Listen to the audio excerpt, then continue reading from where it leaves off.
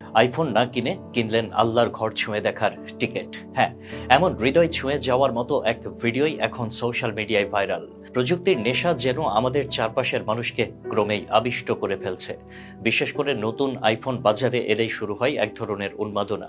দাম যতই হোক, অনেকে চান যে কোনো উপায়ে সেই নতুন ডিভাইসটি হাতে পেতে। ঠিক এই সময়ে ভেসে আসে এক ভিন্নধর্মী খবর, যা শুধু সোশ্যাল মিডিয়াতে নয়, সাধারণ মানুষের মনেও এক অনন্য আলোড়ন তুলেছে।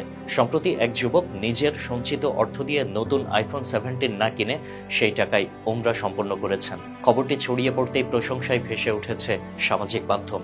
কারণ আজকের দুনিয়ায় যেখানে মানুষ বিলাসিতার পেছনে অগাধ অর্থ ব্যয় করতে দ্বিধা করে না, সেখানে একজন যুবকের এমন আধ্যাত্মিক সিদ্ধান্ত সত্যিই ব্যতিক্রমী দৃষ্টান্ত।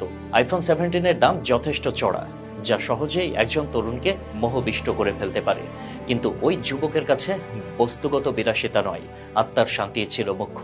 তার এই পদক্ষেপ শুধু ধর্মপ্রাণ মুসলমানদের নয়, বরং সাধারণ মানুষকেও ভাবতে বাধ্য করেছে আমরা আমাদের জীবনের অগ্রাধিকার আসলে কোথায় দিচ্ছি। আজকের সমাজে মোবাইল ফোন যেন মর্যাদা ও স্ট্যাটাসের প্রতীক হয়ে দাঁড়িয়েছে।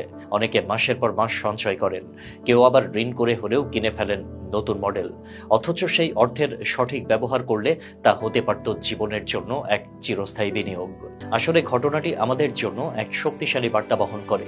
বস্তুগত জগতে সাময়িক আনন্দ থাকলেও তা কখনো স্থায়ী সুখ দেয় না।